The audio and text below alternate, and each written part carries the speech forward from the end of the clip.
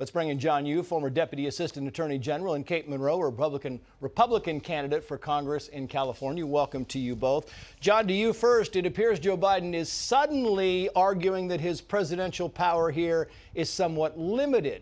What do you think? This just shows how backwards the Biden administration has the presidency. The Constitution gives the president the primary duty of protecting the country, protecting our security. You would think that would include primarily protecting the border. Here, however, he's claiming, oh, Congress is making me build a few miles of wall. I don't really want to do it. Meanwhile, the Constitution makes Congress the primary maker of policy domestically. But here's where Biden's presidency's gone hyperactive. He's tried to cancel student debt. He's tried to stop all of the evictions. He's tried to force everyone in the country to get a COVID vaccine. And the Supreme Court has slapped him down repeatedly for going beyond his presidential powers domestically. Yeah, and I want to bring in Kate now because, you know, the border security, the BS we were talking about, and then common sense there. Here is Secretary Mayorkas today. Watch him. We had no choice. It was mandated by law. We requested that Congress rescind the direction. It did not do so. We, of course, must follow the law. Our policy remains as it was since day one. We are opposed to the construction of the wall. Kate, we hate that wall, but, you know, we're going to build it because we are forced to build it. Yes.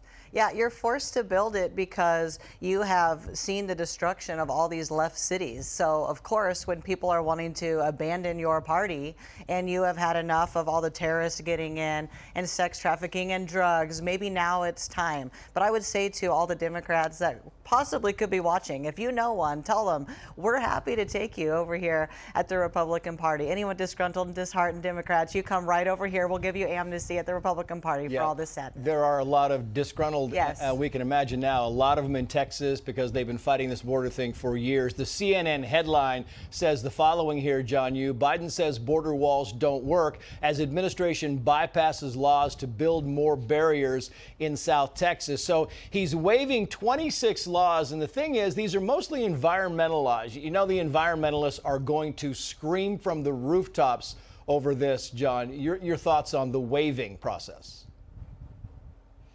It also shows what Biden could do if he actually vigorously used the powers of the presidency the way the founders wanted. They wanted the presidency to be energetic, especially for things like protecting the country, protecting the border. He should be waiving more laws to build more miles of borders.